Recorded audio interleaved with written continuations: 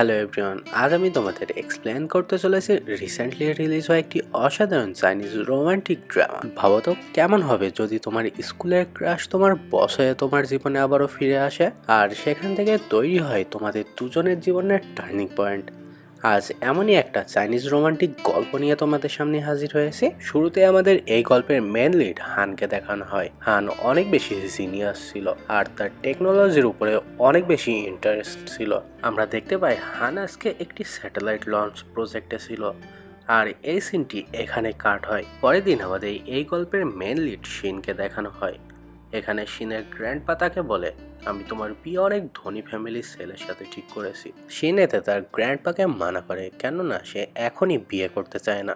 সে প্রথমে রিলেশন করতে চায় আর এরপরে লাভ ম্যারেজ করবে, এতে করে সে ছেলেটিকে ভালোভাবে চিনতে পারবে। শিন তার গ্র্যান্ডপাকে এসব বলছিল। তার গ্র্যান্ডপা তখন তাকে বলে, আচ্ছা ঠিক আছে, আমি তোমাকে এই চান্স দেব, কিন্তু আমার একটা শর্ত আছে।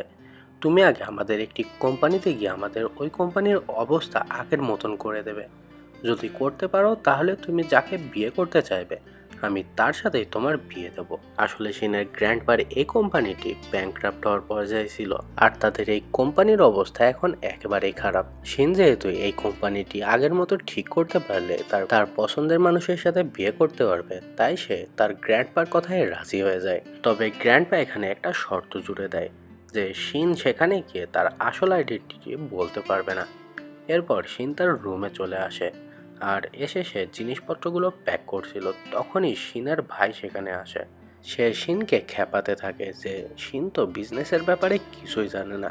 সে সেখানে সব কিছু ঠিক করতে গিয়ে আরও সব কিছু গোলমাল পাকিয়ে ফেলবে না তো তখন তোমার কি হবে। এটা শুনে শিন অনেক বেশি রেগে যায়।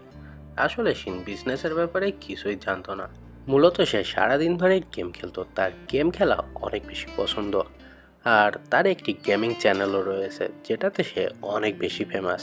অন্যদিকে আমরা হানকে দেখতে পাই, আর হানের সাথে একটি ছেলেও ছিল যে কিনা তার অ্যাসিস্ট্যান্ট। তার নাম হলো গাও। হানের সাথে আমরা হানের ছোট ভাই চ্যানকেও দেখতে পাই। তারা তিনজন মিলে বের হয়েছিল বেজিংয়ে যাওয়ার জন্য। তখনই আমরা সেখানে শিনকেও দেখতে পাই।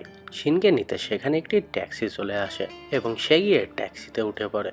তবে সে যখন সেখানে হানকে দেখতে পায় সে তো অনেক অবাক হয়ে যায়।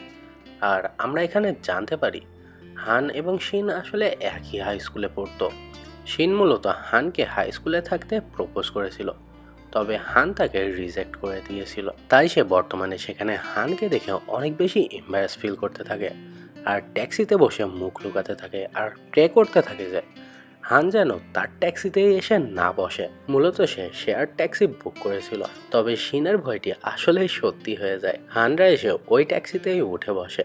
এতে বেচারি শিন তার মুখ লুকানোর জন্য তার টুপি দিয়ে তার মুখটি বেঁধে রাখে এবং ট্যাক্সিতে বসে সে তার বেস্ট ফ্রেন্ড সুইকে মেসেজ করে এবং সে তাকে বলে, আজকে আমার হানের সাথে দেখা হয়েছে। কিন্তু এদিকে দেখা যায় তাদের ট্যাক্সিটি কিছু দূর যাওয়ার পরে হঠাৎ করে নষ্ট হয়ে পড়ে, তাই তারা বাইরে এসে দাঁড়িয়েছিল। তবে কিছুক্ষণ পরে যখন ট্যাক্সিটি আবারও ঠিক হয়ে যায়, গাও দ্রুত গিয়ে সামনের সিটে বসে পড়ে এবং সে শিনকে বারবার বলতে থাকে সে যাতে পেছনের সিটে গিয়ে বসে। এতে বেচারি শিন আর কোনো উপায় না পেয়ে পেছনের সিটে গিয়ে বসে পড়ে। তবে সে তার মুখটি জানলার দিকে করে লুকিয়ে রেখেছিল। এদিকে শিনের বেস্ট ফ্রেন্ড সুই এখনো কলে ছিল। যেহেতু শিনের ফোনটি গাড়ির জিপিএস এ কানেক্ট করা ছিল, তাই তার ফোনের সব কথাই শোনা যাচ্ছিল। সুই বলতে থাকে, তুই কি হানের সাথে কথা বলেছিস নাকি এখনো কথা বলিসনি? তুই জানিস তো হান তোর জন্য স্কুল ছেড়ে চলে গিয়েছিল, তোর হানের সাথে একবার কথা বলা উচিত। এসব শুনে তো সবাই অবাক হয়ে যায়। হান বুঝতে পারে তাদের সাথে যে মেয়েটি বসে আছে সে আসলে শিন। শিন দ্রুত করে তার ফোনটি নিয়ে নেয় আর ফোন কেটে দেয়। শিনের তো এখানে লজ্জায় মুখ লাল হয়ে যায়, আর সে মনে মনে ভাবতে থাকে এখনই সে গাড়ি থেকে নেমে পড়বে। তবে আর কোনো উপায় না থাকায় তাকে গাড়িতে বসে থাকতে হয়।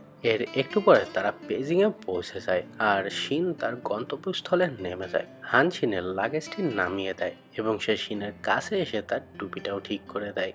হান এখানে শিনের সাথে কোনো কথাই বলে না এবং একটু পরে সে সেখান থেকে চলে যায়। শিনও দ্রুত তার রুমে চলে আসে। শিন অনেক লজ্জায় পড়েছিল। সে মনে মনে ভাবতে থাকে আজকে কেন হানের সাথে তার দেখা হতে হলো।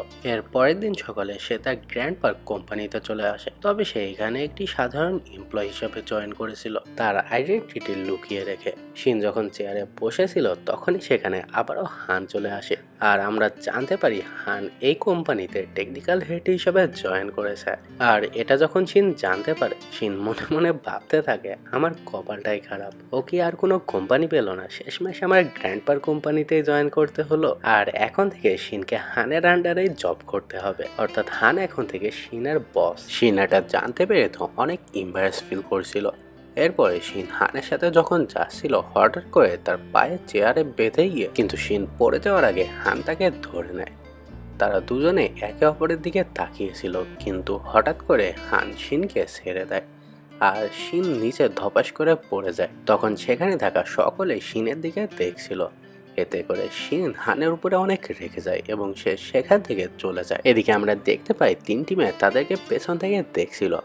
এই তিনটি মেয়ে আসলে হানকে একসাথে পছন্দ করত, আর তারা তো শিনকে এভাবে দেখে অনেক জেলাস ফিল করতে থাকে এবং তারা তিনজন মিলে কোম্পানির মধ্যে গসিপ শুরু করে ফেলে যে শিন আর হানের মধ্যে নিশ্চয়ই কিছু একটা চলছে, কেননা তারা দুজনে একসাথে হাই স্কুলে পড়তো। তখনই সেখানে হান এসে সবাইকে চুপ করিয়ে দেয়। এদিকে শিন, গাও এবং কোম্পানির আরেকজন এমপ্লয় মিলে একটি সাইট দেখার জন্য, কিন্তু তারা যখন সেখানে যায় তারা ভুল করে তাদের রাস্তা হারিয়ে ফেলে আর তারা কোনোভাবে তাদের ফেরত যাওয়ার রাস্তাটি খুঁজে বের করতে পারছিল না। এতে গাও হানকে ফোন করে হেল্প চায়, কেননা তারা তাদের রাস্তা খুঁজে পাচ্ছিল না। হান তখন ফোনে তাদেরকে কোন রাস্তা দিয়ে ফেরত আসতে হবে সেটা সম্পর্কে বলে দেয় এবং তারা ফেরত যাওয়ার জন্য রওনা হয়, কিন্তু এতে অনেক রাত হয়ে যায় যেহেতু রাস্তাটা অনেক দূরে ছিল। এতে হান তখন গাওয়ের কাছে ফোন করে, কিন্তু এদিকে গাও তখন ঘুমিয়ে গিয়েছিল এবং সে ভুল করে তার পকেটেই ফোনটি রিসিভ করে রেখে দেয়। এবং এদিকে এক ফোনের ক্যামেরার সামনে শিন বসেছিল। ভিডিও কলে হান যখন শিনকে দেখতে পায় সে তখন আর কলটি কাটে না, শিন মনোযোগ দিয়ে তার কাজ করছিল। এদিকে হান তাকে ভিডিও কলে দেখছিল আর মুস্কি হাসছিল। এখান থেকে আমরা বুঝতে পারি হানও আসলে শিনকে লাইক করে এবং সে এভাবে শিনকে ভিডিও কলে দেখতে থাকে। একটু পরে আমরা দেখতে পাই শিনও ওই গাড়ির মধ্যে ঘুমিয়ে পড়ে, কিন্তু এদিকে হান ফোনটি তখনও কাটে না, সে ফোনটি সেভাবেই রেখে দেয়। পরের দিন সকালে যখন শিনের ঘুম ভাঙে সে তখনও গাওয়ের ফোনটি সেভাবেই দেখতে পায়, আর সে যখন বুঝতে পারে সারা রাত ধরে হান তাকে এভাবেই দেখছিল, সে তো অনেক লজ্জা পেতে থাকে। এদিকে হানও অনেক এম্বারেস ফিল করছিল, তাই সে এদিক থেকে ফোনটি কেটে দেয়। এরপরে আমরা দেখতে পাই শিনরা আবারও কোম্পানিতে ফিরে এসেছে। তারা যেই কাজটিতে গিয়েছিল সে কাজটি সাকসেসফুল হয়েছে, তাই হান তাদের সকলকে কাজটি ভালোভাবে কমপ্লিট করার জন্য তাদেরকে ডিনারে নিয়ে যায়। এরপরে শিন যখন সেখান থেকে উঠে একটু দূরে আসে, হান তখন তার কাছে আসে এবং তার কাছে এসে বলে অতীতে যা কিছু হয়েছে সেগুলো ভুলে যাও আর সবকিছু নতুন করে স্টার্ট করো। এবং সে শিনকে বলে তুমি অনেক ভালো কাজ করেছো, তাই আমি তোমাকে ট্রিট দেবো, তোমার যা পছন্দের খাবার আছে আমি তোমাকে সেটা রান্না করে খাওয়াবো। এরপরে তারা দুজনে মিলে একটি সুপার মার্কেটে চলে যায় এবং হান শিনের জন্য রান্না করার জন্য, এবং হান শিনের সব পছন্দের জিনিসগুলোই নিচ্ছিল। এতে শিন ভাবতে থাকে এখনো তার মনে আছে আমার কি কি পছন্দ, আর এসব দেখে তো শিন মনে মনে অনেক খুশি হয়। এরপরে তারা কেনাকাটা শেষ করে তাদের বাড়িতে ফেরার জন্য রওনা হয়। তবে তাদের ফেরার পথে তাদের সাথে তাদের এক কলিগ লুয়ের দেখা হয়ে যায়। লু এখানে শিনকে বলে তুমি এখনো এর সাথেই ঘুরছো, ওর তো একটা ছেলেও আছে। মূলত লু হানের ছোট ভাইকে দেখে হানের ছেলে মনে করেছিল। এদিকে এটা শুনে শিনের মন তো অনেক খারাপ হয়ে যায় আর সে অনেক আপসেট হয়ে পড়ে, কিন্তু শিনকে এভাবে আপসেট দেখে লুই তখন বলে দেয় আরে তুমি এটা সত্যি মনে করে নিলে নাকি, আমি তো মজা করছিলাম, তুমি আসলে হানের সাথে যাকে দেখেছিলে সে আসলে হানের ছোট ভাই। এটা শুনে তো শিন একটু স্বস্তি পায়।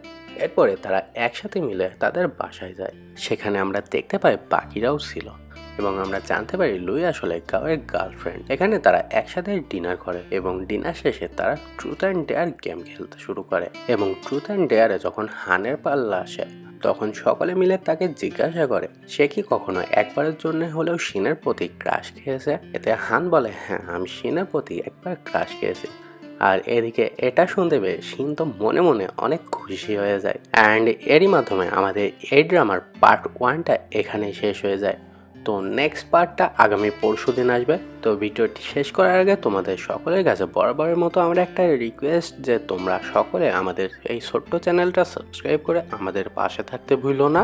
তো দেখা হচ্ছে পরবর্তী কোনো ভিডিওতে, ততক্ষণ সকলে ভালো থাকো। আল্লাহ হাফেজ।